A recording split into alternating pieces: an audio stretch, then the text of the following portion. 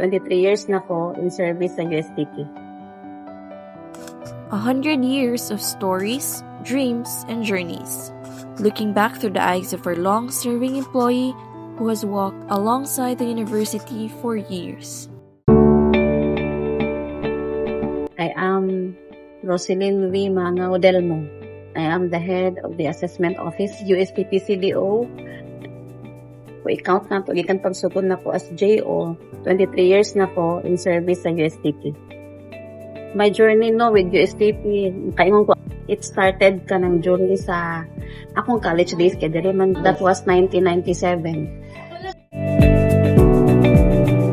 Sa una-ulawon mo kay ko, applied math ko. Kaya dili ko gusto teaching, kaya maulaw ko sa estudyante. Through gyapon sa experience, sa kadugayon, labi na po sa trabaho nga, igmo na beto siyang ma-master. Learn gid na ko nga, ma-confident ka, o kanang na ka maulaw matubang. Kura na dyan kang teacher, kaya mo tudlo ramang good gyapon ka sa imong kauban.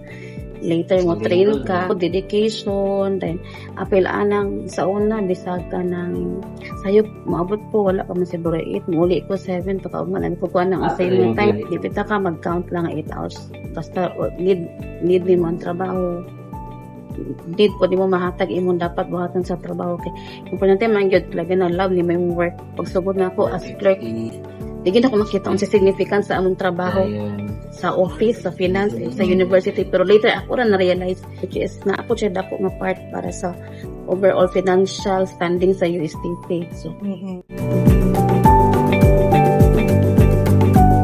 sa ako nakita labi na before katong wala pa free tuition ang school gang is dili na gyud siya nga na kamahal di ba barato na man gyud siya every month may ga-assess account kanang counter every month yun katong naa na bitaw exam permit before mag-exam permanente gid ang promissory so nakita na mo nga kalisod sa mga estudyante 2017 paubos ugod 2010 masigod to katong gataas ng estudyante libo kay permanente diri ang gym antod na develop tong queuing pero before ato linya pag yun taas linya ana gid sa dapo ang help sa tuition dili malik kayan nga nagyapon mag-ani gid sa counter pero di na gid na siya mabibog ayo ang counter mga involvement mo bitaw sa processing gikan sa manual to kanang online 2008 kasugod mo siguro to na yung mga kana bitang kuan para mo improve siya ang enrollment system ay pali ang processing assessment billing from manual to enroll to online na or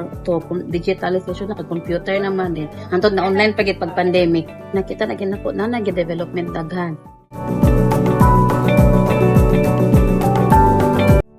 So, kita pa nga-develop gid siya.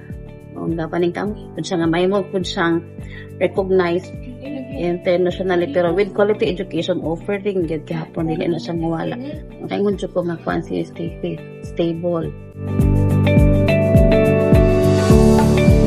hopefully para sa Sentinel Television sa USTP no wish gid na ako nga tanan siyang successful and happy magpadayon ang iya bitaw kung ang iyang financial okay mas mo improve pa mas the more nga stable, the more nga daghan matabangan ang school mismo kanang magpadayon sa para sa kayon ta sa employee ng teaching dili ng faculty apel ng teaching apel sa students na dili lang siya tamang 100 years mo kuan pagid siya beyond para sa dili lang sa CDO sa tanan nga kanang ma-serve pa niya ba mula to God bless for 100 years sa USTP.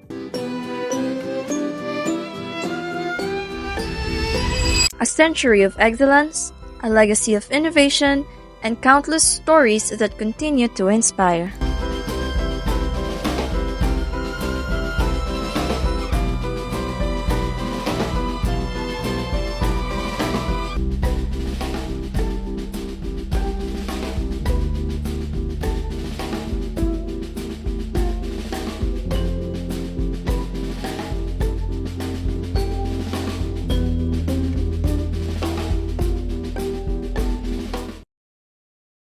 I am a trailblazer for 23 years.